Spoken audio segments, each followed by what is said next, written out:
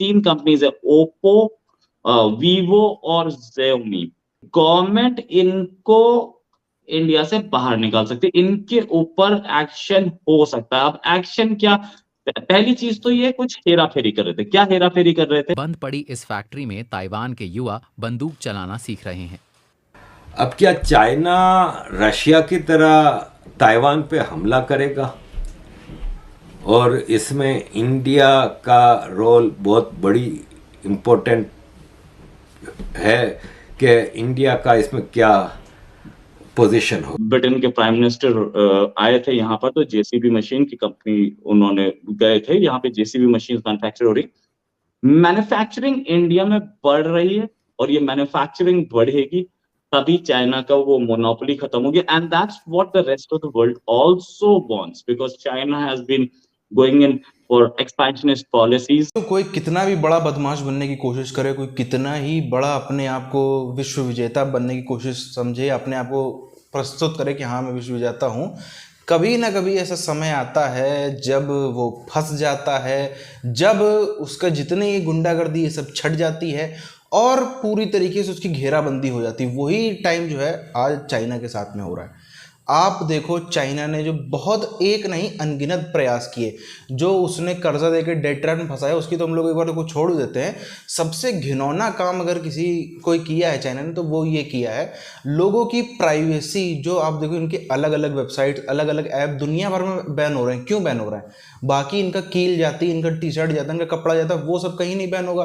खाली इनके सॉफ्टवेयर, इनके ऐप, इनकी वेबसाइट्स क्यों बैन होती? क्योंकि ये डेटा चुराते हैं, डेटा चुराते हैं अपने यूज़ के लिए, जो कि एक तरीके से ह्यूमन राइट्स के खिलाफ है। किसी का भी आप पर्सनल डेटा इस तरीके से वो उस पर आप ताकाजाकी नहीं कर सकते।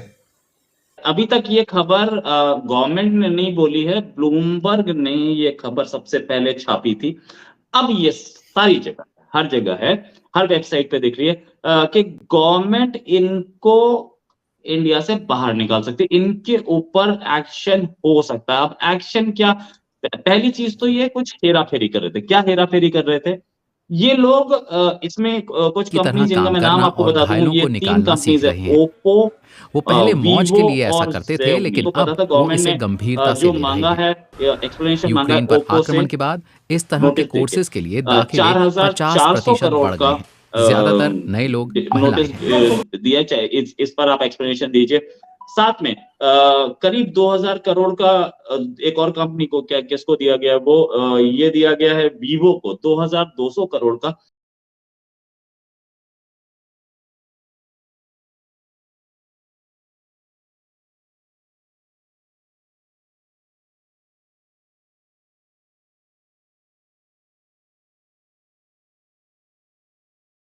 जानबूझकर दी जा रही बड़ी सैन्य कार्रवाई की धमकी के सामने ताइवान झुकेगा नहीं। हम अपने देश की संप्रभुता को कायम रखने और लोकतंत्र को बचाने के लिए अपनी कोशिश में लगे रहेंगे।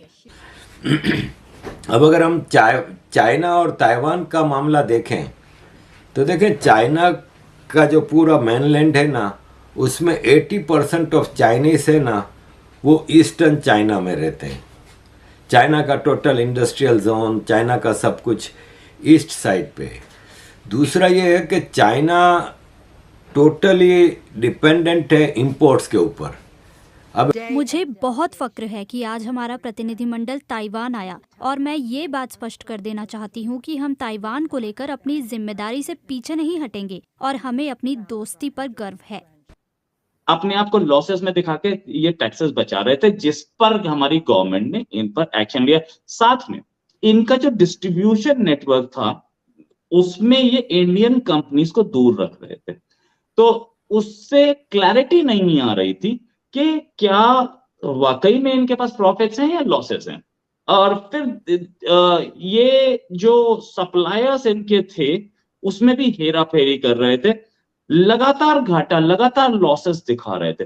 तो गवर्नमेंट ने इन पे एक्शन लिया है और इन मोबाइल्स या दूसरी जो कंपनीज हैं वो लैग कर रही थी। कहीं ना कहीं उनको भी फायदा मिलेगा, हमारा मेक इन इंडिया को भी इससे प्रॉफिट मिलेगा। इन लोगों ने जो टैक्स इवेजन किया है उस पर तो गवर्नमेंट देखेगी ही, और या फिर ये टैक्स पे कर दें। और हमारी गवर्नमेंट इस समय तो टैक्सेस गवर्नमेंट को चाहिए, क्योंकि गवर्नमेंट एक कोविड सेटबैक से बाहर निकल रही है। और कोविड के टाइम पे इकोनॉमी को बहुत बुरी हालत हुई थी। क्योंकि खड़े रहने से ताइवान छोटा सा है, चाइना को ज़्यादा मुश्किल नहीं होगी उस पर कब्जा करने पे, तो फिर खड़े रहने से मसला हल नहीं होगा, फिर उसमें उनको लड़ना होगा। तो लड़ने के लिए फिर अमेरिका, अब देखें हम कंपेयर करें अमेरिका और चाइना की जो पोजीशन है वॉर के हवाले से, और ऐसा नहीं होने देगा। अब हम चीन की प्रतिक्रिया देख रहे हैं, जो ताइवान के आसपास समुद्र में बड़े पैमाने पर सैन्य अभ्यास की शक्ल में नजर आ रही है। चीन ने यदि गलत रास्ते पर चलना जारी रखा तो हम अपनी अखंडता और सुरक्षा हितों की खातिर कड़े कदम उठाएंगे। अभी ब्रिटेन के प्राइम मिनिस्टर आए थे यहाँ पर, तो जेसीबी मशीन की कंपनी उन्होंने गए थे, यहाँ पे जेसीबी मशीन मैन्युफैक्चर हो रही। मैन्युफैक्चरिंग इंडिया में बढ़ रही है और ये मैन्युफैक्चरिंग बढ़ेगी तभी चाइना का वो मोनोपोली खत्म होगी, and that's what the rest of the world also wants, because China has been going in for expansionist policies. और जिस तरीके से उन्होंने नैन्सी पेलोसी की विजिट को पे धमकी दी थी कि हम प्लेन को गिरा देंगे, वॉर कर देंगे।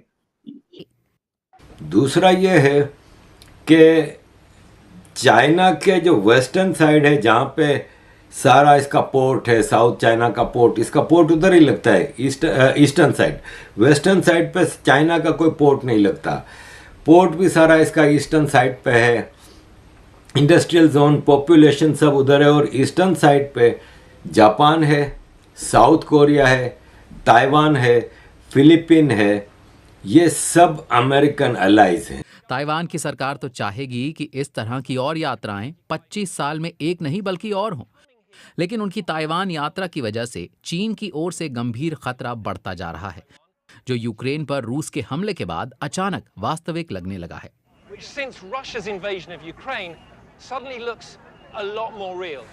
देखें, रशिया का बड़ा कैलकुलेटेड मूव था। पहली चीज ये है कि मोस्ट ऑफ द थिंग्स में रशिया है ना, वो सेल्फ सफिशिएंट है। इंपोर्ट पे इसका दारोमदार कम है।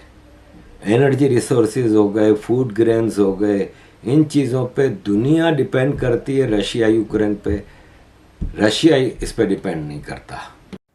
अब क्या चाइना रशिया की तरह ताइवान पे हमला करेगा? और इसमें इंडिया का रोल बहुत बड़ी इम्पोर्टेंट है कि इंडिया का इसमें क्या पोजीशन हो।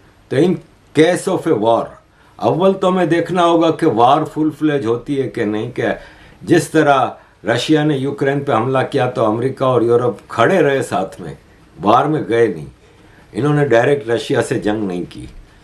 लेकिन ताइवान का मामला दूसरा है। ताइवान के मामले में खड़े रहने से मसला हल नहीं होगा। जितना भी नैन्सी पेलोसी का आना, नैन्सी पेलोसी का जाना, जितना भी अमेरिका धमकीबाजी करता रहता है, दुनिया भर में अलग अलग लोग उठ करके चाइना को बोलते हैं, क्रिटिसाइज़ करते हैं, उसको क्या क्या नहीं बोलते हैं कि ये हमारा ये डेटा चुरा रहा है, फलाना कर रहा है, ढिकाना कर रहा है, हमारी नेशनल सिक्योरिटी को थ्रेट है। वो सब चीज़ें एक तरफ हैं, लेकिन ये जो इसके धंधे पे चोट पड़ रही ना, इसके बिजनेस पे जो चोट पड़ रही, जिस तरीके से अभी ये आप देख लो यहाँ पर कि एक तरीके से वहाँ की कंपनी आकर के यहाँ पे टैक्स चोरी कर रही हैं, प्रॉफिट कमा के ले जा रही हैं। एक तो ये कई ऐसी चीज़ें भी करी हैं जो थोड़ी सी अनएथिकल टाइप की हैं, जैसे कि हद से ज़्यादा कमीशन दे देना किसी दुकानदार को, ताकि वो, सीधी सी बात, अगर उसको ज़्यादा कमीशन मिलेगा तो वो कोई फ़ोन बेचेगा, पूरा उसकी दुकान को घेर लेना, दुकान में पूरे बोर्ड ही बोर्ड टांग देना, दूसरों के बोर्ड उतरवा देना, उसके भी अलग से पैसे देना। तो वैसे अगर देखा जाए शॉपकीपर के पॉइंट ऑफ व्यू से तो अच्छा है, लेकिन कस्टमर के पॉइंट ऑफ व्यू से ये चीज़ अच्छी नहीं है। तो ऐसे बहुत सारी चीज़, वो तो चलो एक बार को सही भी जा सकती है, लेकिन ये टैक्स चोरी, अगर किसी और देश से आकर के आप यहाँ व्यापार कर रहे हो हिंदुस्तान में, हिंदुस्तान से पैसा कमा कर ले जा रहे हो और यहाँ पे टैक्स नहीं भर रहे हो, और यहाँ पे हिंदुस्तानी जो है वो दिन रात अपनी चप्पल घिस घिस के टैक्स भर रहे हैं, तो फिर ये तो मतलब अपने आप में एकदम बहुत ही ज़्यादा परेशान कर देने वाली चीज़ है। लेकिन एक चीज़ और हम देखें, जब से पहले भी सरकारें रहीं, अभी भी जो 8 साल से केंद्र में सरकार है, एक भी हमने दौरा नहीं देखा मोदी जी का ताइवान में। ठीक है, कई सारे कारण रहे होंगे, जो भी रहे होंगे वो अलग है, उस पर इतिहास के बारे में चर्चा करने से कोई फ़ायदा नहीं, लेकिन ऐसा मेरा सुझाव है कि करना चाहिए। ताइवान का दौरा जो है वो मोदी जी को एक बार करना चाहिए। अगर आप देखो, जब जो अभी ताइवान की प्रेसिडेंट हैं, सॉरी प्राइम मिनिस्टर हैं, जब उन्होंने शपथ ग्रहण किया था तब यहाँ से हमारे 2 सांसद, एक नई दिल्ली से सांसद हैं मीनाक्षी लेखी जी, और जो चूरू राजस्थान के सांसद हैं, वो दोनों लोग उनके ओथ सेरेमनी में गए थे वहाँ पर। लेकिन 2 सांसदों से शायद ज़्यादा होना चाहिए था, ठीक है, तब नहीं गए। लेकिन उसके बाद ऐसा मेरा सुझाव है कि हाँ, मोदी जी को और जो है वो ताल्लुकात बेहतर करने चाहिए और रिश्ते मजबूत करने चाहिए ताइवान के साथ में, क्योंकि ताइवान ही एक है जिसको हम लोग, चाइना से हमारा जितना सामान आता है वो काफ़ी हद तक हम लोग ऑल्टरनेटिवली ताइवान से ले सकते हैं। और ताइवान को इस समय वाकई में ज़रूरत है मदद की। हमको वो नहीं करना चाहिए जो यूक्रेन के साथ में अमेरिका ने किया है, वो हमें ताइवान के साथ में नहीं करना चाहिए। जितनी हद तक हो सके उतनी ज़्यादा ताइवान की हर सूरत में मदद करनी चाहिए।